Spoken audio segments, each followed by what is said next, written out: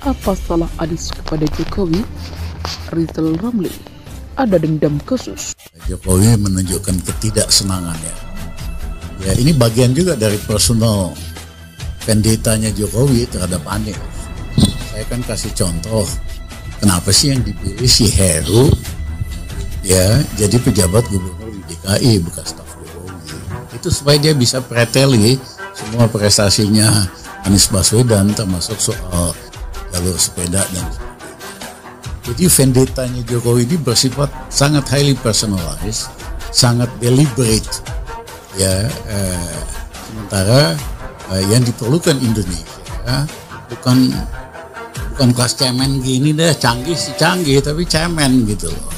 Kalau Anda berada di sisi negara, Anda diminta untuk amanah, jujur dan amanah. Tapi Anda di luar negara, Anda diminta untuk terus kritis menjaga kepemimpinan. Jadi it is about division of labor. Nah, cuman masalahnya adalah teman-teman yang mantan aktivis itu nggak paham dengan division of labor. Jadi mereka yang sudah menjabat di kekuasaan malah sebel sama orang-orang yang suka mengkritik di luar kekuasaan dengan mengatakan they are doing nothing. Jadi mereka menganggap bahwa doing something itu if you join the government. Masalahnya adalah to join the government itu about hati. Apakah secara hati Anda cocok apa enggak, ya kan? Kalau Anda merasa enggak cocok, ya Anda berhak dong untuk mengambil sikap untuk keep distance from the government. Nah, in keeping distance from the government itu, Anda sampaikan kritik, Anda sampaikan saran, ya kan? Ada yang bilang, wah, RH ngeritik saja tanpa saran. Siapa bilang? Saya mengkritik itu sekaligus satu kesatuan dengan sarannya, ya kan? Contoh misalnya, saya mengatakan saya mengkritik Presiden Jokowi itu harusnya tidak memihak.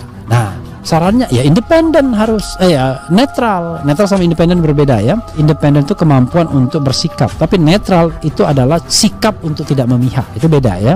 Anies harusnya diiyakan, jangan diganggu lah kira-kira. Tetapi nggak mungkin nggak diganggu karena ketika elektabilitas seorang dihitung, tetap Anies tuh bertumbuh tuh, Prabowo juga bertumbuh tuh. Maka Ibu Mega mungkin panik. Ini kok jadinya kalau 2 putaran itu tinggal Anies sama Prabowo yang bersaing kan. Dan bagi Prabowo ya lebih gampang sebetulnya head to head dengan Anies. Karena nanti kalau dengan Ganjar kan ya ada Pakewu segala macam itu.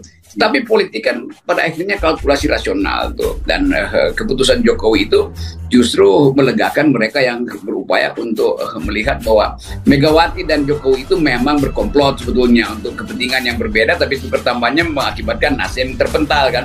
Jadi dari awal itu yang mesti dieksploitasi. Kita anjurkan supaya kematangan politik atau pengalaman politik Surya Paloh diulangi lagi tuh. Jadi terus saja jadi oposan. Itu memungkinkan Anies juga merasa lega bahwa kendati ada potensi Nasdem keluar dari istana, tetapi itu tidak membatalkan niat Nasdem untuk teguh bahwa Anies adalah dicalonkan. Kenapa? Kalau istana kan cuma soal keluar dari istana, dari kabinet. Tapi kalau Nasdem keluar dari koalisi itu akan dikutuk oleh 2 partai lain kan. Dianggap Nasdem tidak konsisten, dan itu bisa berakibat turunnya elektabilitas Nasdem justru. Ya, hancur. Dan saya kira ini kalau dikelola oleh Pak Surya Paloh lah khususnya kita ngomongnya ya, dengan sangat baik.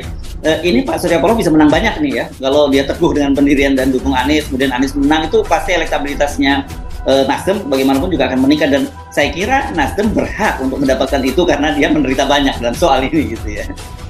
Ya, Nasdem bisa memainkan melodramatis dari politik Indonesia kan. Jadi kita mungkin terlalu cepat ya, tapi dugaan saya Nasdem akan fight back dalam soal itu. Dan Joni Plate pasti udah mempersiapkan diri itu, karena dari awal kan Joni Plate udah tahu ya apapun dia pasti masuk tuh. Kecuali dari awal Joni Plate meminta Nasdem untuk lakukan revisi terhadap pencalonan Anies. Tapi kita tahu Joni Plate juga sebetulnya satu faksi di dalam Nasdem yang kurang setuju Anies. Dia lebih setuju Ganjar, dia lebih setuju mungkin Andika dari 3 nama itu tuh.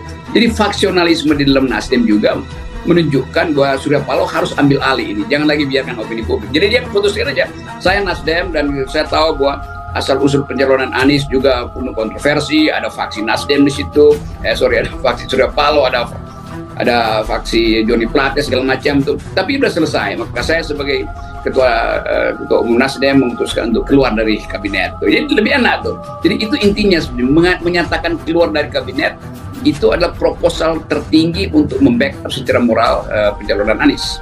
Mantan Sekjen Projo Guntur Siregar membenarkan pernyataan tokoh nasional Rizal Ramli dan wartawan senior pada dabapan bahwa Jokowi merupakan sosok yang pendendam. Guntur juga membenarkan Jokowi ada dendam sama mantan Gubernur DKI Jakarta itu. Dia juga menilai Jokowi tidak ada tanda-tanda sebagai seorang negarawan. Jokowi tidak ada tanda-tanda sebagai seorang negarawan. Apa salah Anies terhadap Jokowi? Katanya kepada harian terbit Kamis 24 November 2022. Guntur menegaskan selama Anies jadi Gubernur DKI Jakarta justru selalu kondusif. Tidak ada kegaduhan atau ribut. Yang dilakukan tidak membuat berisik seperti yang dilakukan Basuki Cahayapurnama alias Ahok saat jadi Gubernur DKI. Harusnya Jokowi berterima kasih pada Anies yang membuat Jakarta jadi kota yang berwibawa dan ramah. Jokowi masa kekuasaannya sudah mau habis, harusnya meninggalkan legasi yang ada. Contohlah Presiden SBY di akhir-akhir kekuasaannya adem tentram, ujarnya. Guntur menilai jika Presiden Jokowi pendendam seperti yang dikatakan Pandana Bapan maka bisa membuat celaka negara ini. Lalu rakyat yang selama Jokowi berkuasa 10 tahun ditindas secara ekonomi dan politik boleh dendam tidak? Bang Pada mesti bisa jawab pertanyaan rakyat ini, paparnya. Sebelumnya tokoh nasional Rizal Ramli menyarankan bakal calon presiden 2024 yang dideklarasikan Partai Nasdem, Anies Baswedan, untuk tidak lagi mencoba cara-cara melobi Presiden Joko Widodo. Sebab lobby-lobby itu akan percuma karena Jokowi memiliki dendam khusus kepada Anies. Satu di antara indikator mengukur dendam Jokowi itu adalah menunjukkan Heru Budi Hartono sebagai pejabat Gubernur DKI Jakarta. Heru ditugaskan untuk mempreteli kinerja Anies Baswedan yang sudah baik di ibu kota. Menko Perekonomian era Presiden Gus Dur itu pun menyayangkan langkah Anies menemui Gibran Raka Buming Raka di Solo.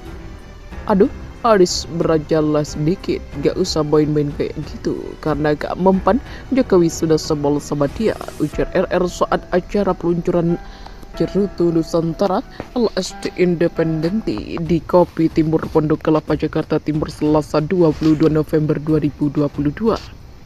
Dalam acara diskusi ini RR sempat menyinggung soal pernyataan yang disampaikan oleh Pandana Baban terkait Jokowi merupakan orang yang pendendam. Terkait dengan ini, RR bilang Jokowi balas dendam terhadap Anies dengan cara menunjuk Heru Budi sebagai PJ Gubernur DKI Jakarta selepas Anies purna tugas. Makanya Jokowi angkat si Heru pejabat gubernur. Bekas staf dia di DKI, jadi orang dekat dia di istana untuk menjadi pejabat Gubernur DKI Jakarta. Kerjaan si Heru ini protelin apapun yang dikerjain sama Anies, termasuk soal jalur sepeda dan sebagainya. Coba lihat kerdelnya ini orang, bisa mikirin bagaimana ngerjain Anies, kata RR. Menurut RR, negara terlalu besar, penduduknya 270 juta, masalahnya kompleks sekali. Gak bisa mengendalikan pemimpin yang kerdil, yang pikirannya picik.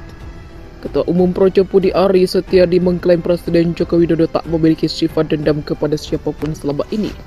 Hal itu Budi sampaikan membantah pernyataan politikus senior PDIP Pandana Bapan yang menilai Jokowi memiliki bakat balas dendam yang membahayakan. Pak Jokowi negarawan, Pak Jokowi gak punya dendam ke siapa-siapa, kata Budi Selasa 22 November 2022. Budi mengenal Jokowi sebagai sosok yang memiliki orientasi bekerja untuk negara selama ini. Ia pun memiliki keinginan kehidupan bangsa dan negara bisa dibangun dengan kondisi sehat dan dijauhkan dari dendam. Kita ingin kehidupan bernegara dan berbangsa yang sehat, bukan atas dendam dan kebencian, kata dia.